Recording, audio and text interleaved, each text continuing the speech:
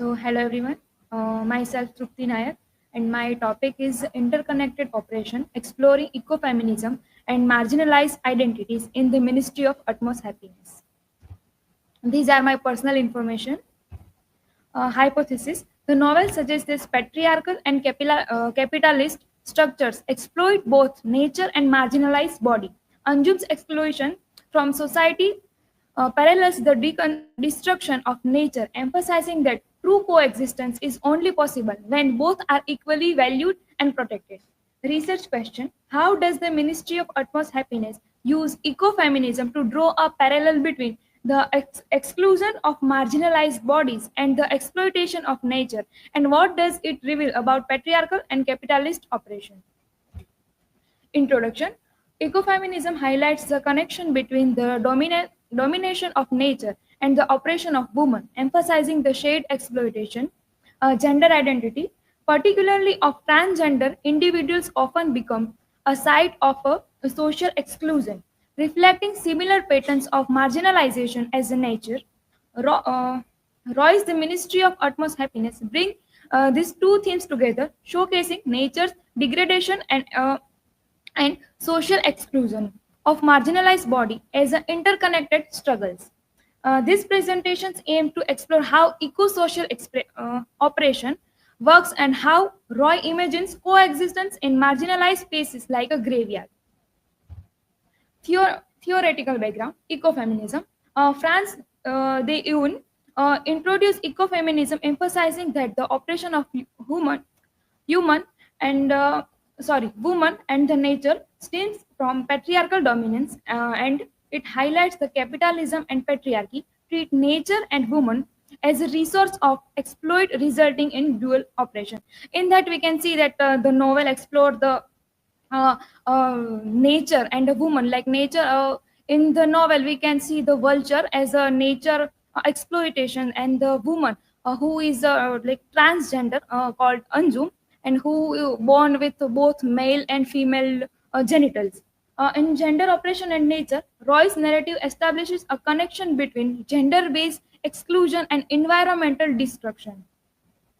Anjum's experience of social rejection as a transgender reflects how nature is discarded under modern development. In the novel, we can see that while Anjum was living in Khwabga, when he lives as a transgender woman, the Khwabga people, the transgender community, accept him. But when he faces that Gujarat riots, and then he transform herself and become a man and live like Aftab as he was living earlier. Then that Khwabga's transgender, they are not allowing that you are now man, you cannot live here. Just as the nature loses its place in urban spacing, marginalized bodies like Anjum face exclusion in society. This parallel highlights how capitalist and patriarchal systems simultaneously target nature and marginalized identities. Ecofeminism and in the Ministry of Utmost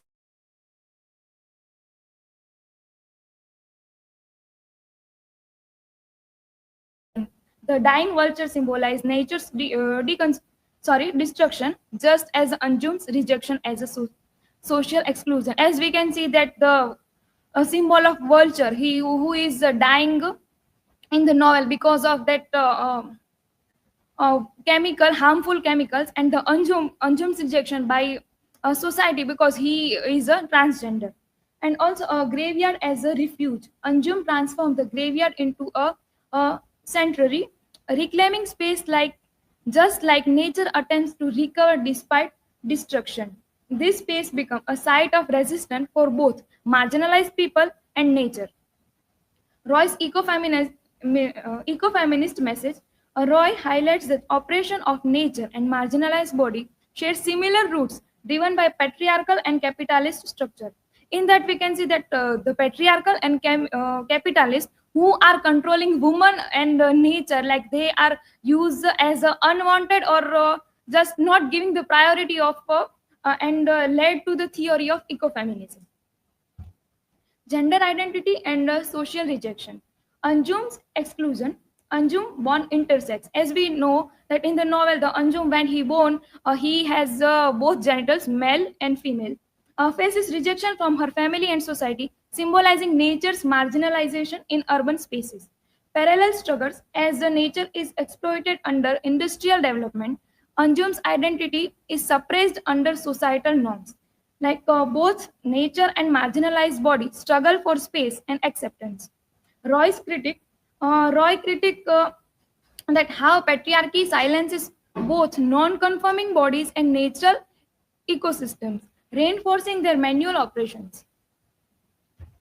Exploitation of nature and bodies, capitalism as a tool of oppression.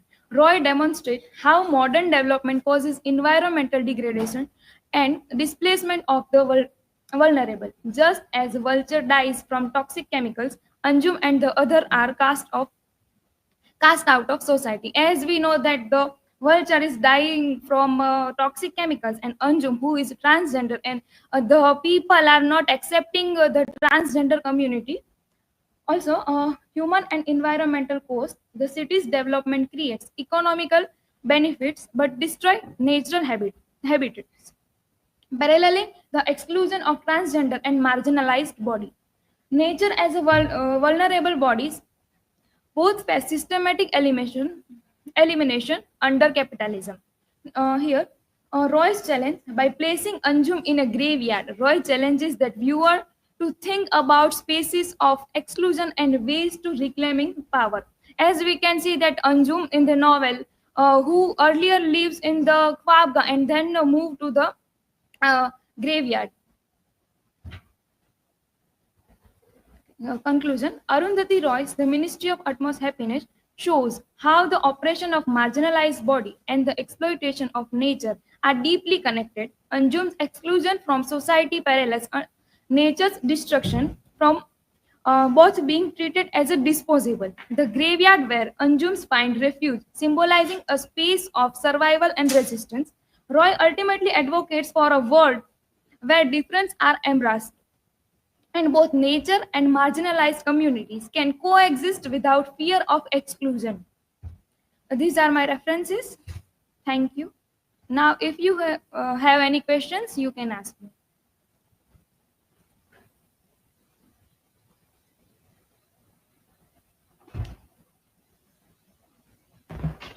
Trupti, my question is that as the novel A Ministry of Utmost Happiness critiques on the capitalism and industrial development, do you think that progress always comes at the cost of nature and marginalized communities?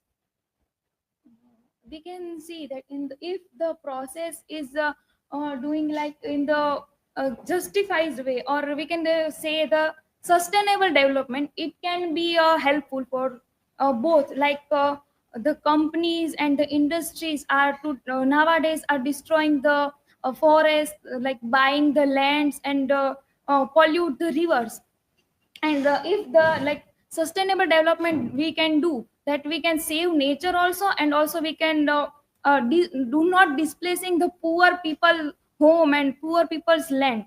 Through this sustainable development we can manage the both things, like do not exploit the nature, and also do not displacing the poor people.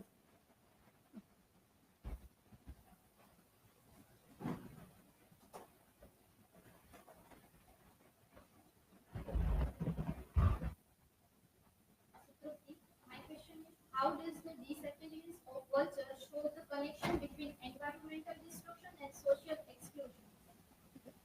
In the novel, we can see that environmental destruction is like a vulture who is dying in the novel, and it shows environmental explosion, and also social exclusion. We can see the character of Anjum, like he is transgender, and the society is not accepting her, and we can connect both, like applying. Also, we can apply the ecofeminism theory, like the nature and the marginalized society. We are not giving importance, or not priority to them, like we can use them as unwanted in the novel, and as the connection between them, like we can tag it like unwanted or just marginalized.